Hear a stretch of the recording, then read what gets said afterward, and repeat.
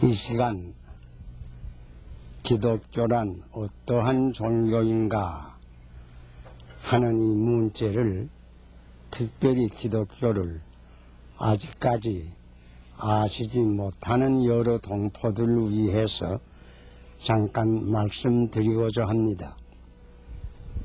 어떤 이는 종교라는 말을 들으면 현대에 있어서 종교가 무슨 필요가 있을까?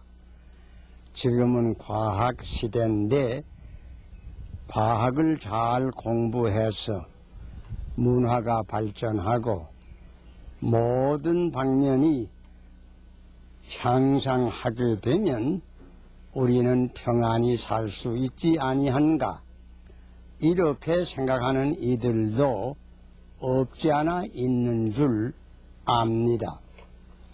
또 혹 그렇게 생각하실 수도 있을 것입니다. 특별히 19세기 말엽부터 20세기 초엽에 그렇게 생각하던 이들이 상당히 많이 있었습니다. 그때 많은 사람들이 흔히 생각하기를 그저 과학을 잘 연구해서 새로운 과학적 진리를 발견하고 또 여러 가지 과학의 이치를 깨닫게 되고 인간의 모든 방면이 발전하게 되면 우리 인류는 행복스럽고 평화롭게 잘 살 수 있게 될 것이라고 많은 사람들이 옛날 말하던 대로 유토피아 사상을 가진 이들이 적지 않았던 것입니다. 그렇지만 여러분 기억하십니까? 이와 같은 꿈은 20세기 초엽을 지나자마자 깨어지고 말았습니다. 아니, 산산이 조각이 나 버렸습니다. 여러분, 가장 과학 문명이 발달한 이 20세기의 양상을 잠깐 생각하여 보세요.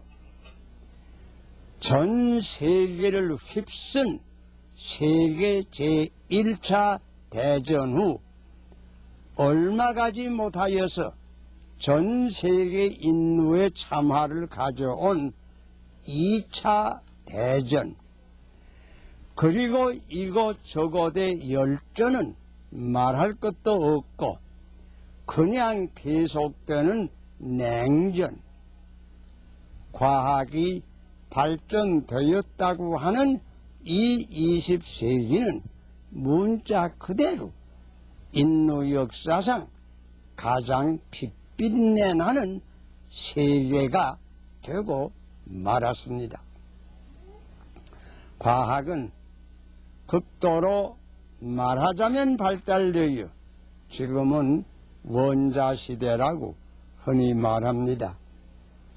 지금 그 결과를 가만히 생각해 보면 오늘 세계 인류는 언제 이 원자탄이 우리 도시, 아니 우리 머리 위에 떨어지지 아니할까 하는 염려로 전전긍긍하고 있습니다.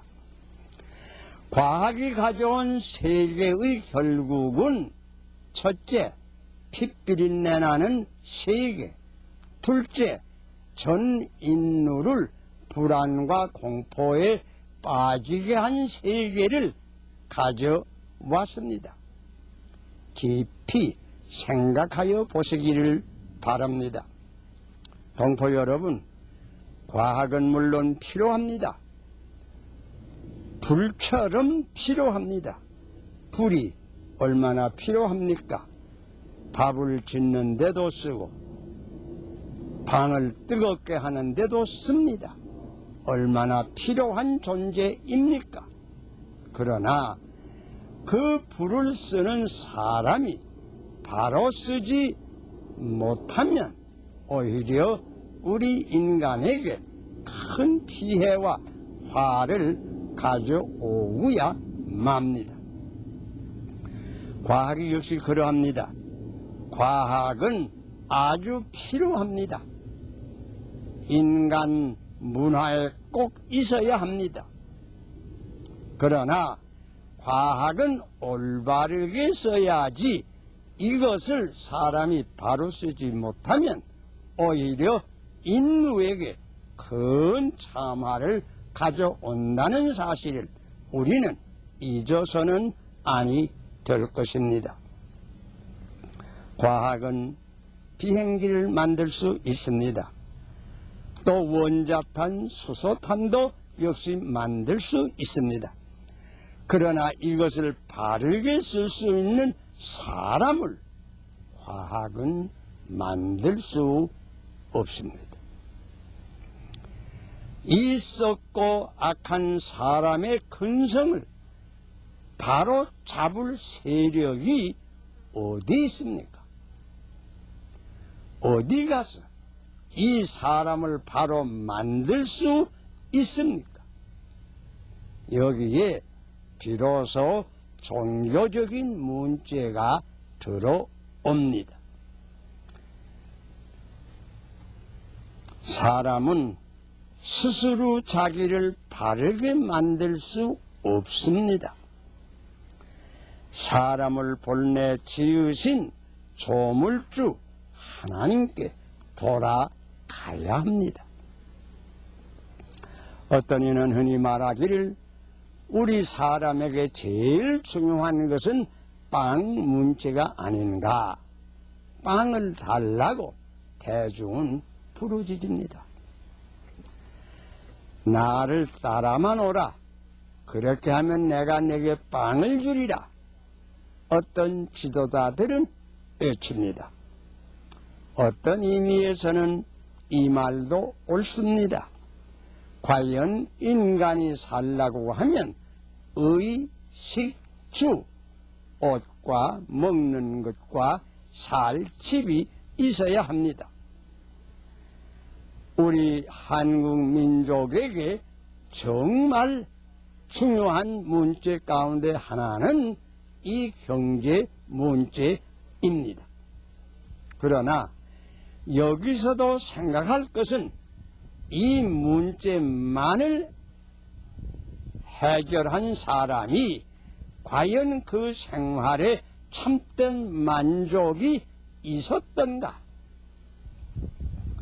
공산국가에서는 이 빵 문제를 해결해 준다고 하는 약속을 가지고 온 국민을 노예와 기계로 삼고 있습니다. 설사 그들이 빵 문제를 해결했다고 합시다. 여러분, 그 독재 아래에서 시달리는 그들에게 과연 참된 행복이 있는 줄 믿습니까? 민주주의 아래에서 자유를 누리면서 이 문제를 해결한 나라는 아마 서구와 또 아마 여러 몇 나라를 우리가 생각할 수 있을 것입니다. 미국, 특별히 미국 같은 나라는 민주주의의 정책 아래에서 국민에게 자유를 확보하면서도 생활 문제를 잘 해결한 나라일 것입니다. 이 문제를 해결한 미국 사람에게는 그러면 만족이 다 있을 것인가? 바로 제가 몇 해 전에 우연히 어떤 책을 한 번 읽어보니 그 해에 미국에서 매년 삶의 권태를 느껴서 자살하는 사람이 약 1만 6천 명이라는 놀라운 숫자를 읽어본 적이 있습니다. 사람이 만일 육신만이라고 할 것 같으면 아마 빵만 먹고 옷만 잘 입으면 만족히 살 수 있을 것입니다.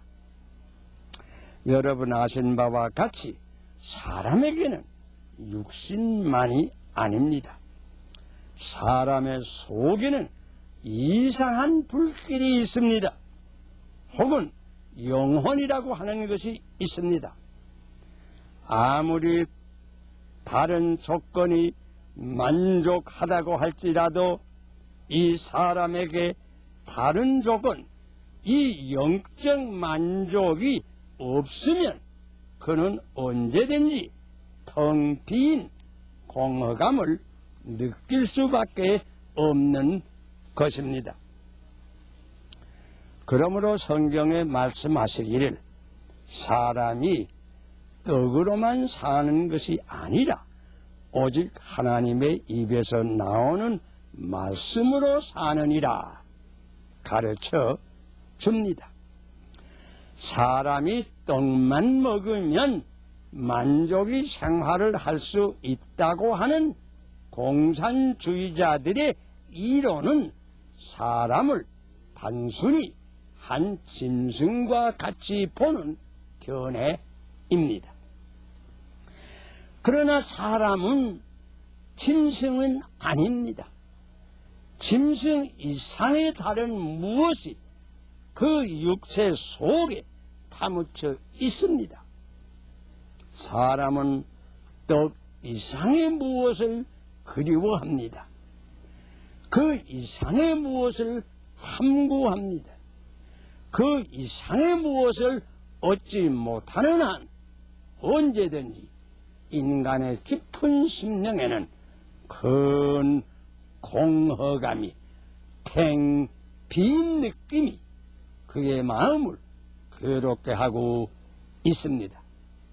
여기에 종교 문제가 들어오는 것입니다. 이런 얘기가 있습니다. 옛날 독일의 쇼펜하우라고 하는 유명한 철학자가 있었습니다. 그이가 한 번은 어떤 공원에 가서 의자에 외로이 앉아 깊이 인생 문제를 명상하고 있었다고 합니다.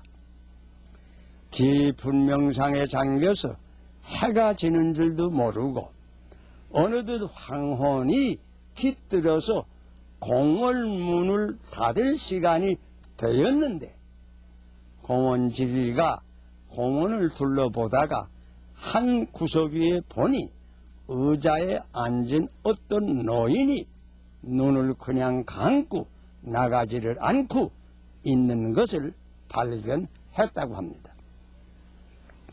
이 공원지기는 아마 어떤 빌어먹는 노인이 여기 와 앉았나 보다 이렇게 생각하고 큰 소리로 이거 누구야?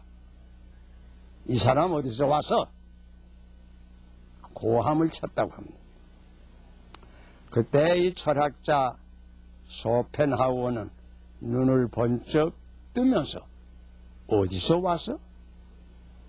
아, 내가 그걸 알면이야?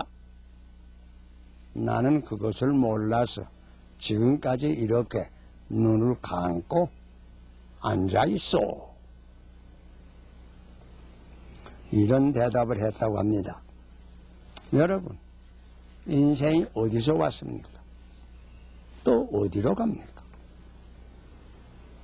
여러분, 이런 문제를 생각해 본 적 있습니까? 몇 해 전에 제가 어떤 장례식 수례를 맡아서 거행한 일이 있습니다. 그때 한 50세 되는 여자 교우가 세상을 떠났는데 방금 출관을 하려고 하는 직전에 만주에 살던 그 아들이 비참한 소식을 듣고 급히 자기 집에 돌아왔습니다.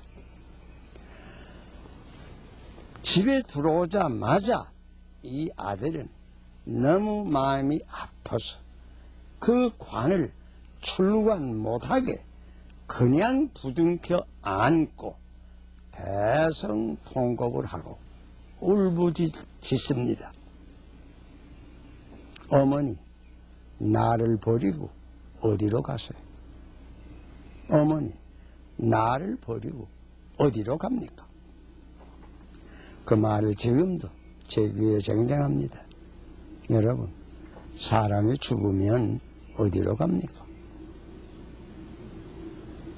인생이 다 산 후에는 어디로 갑니까? 우리는 흔히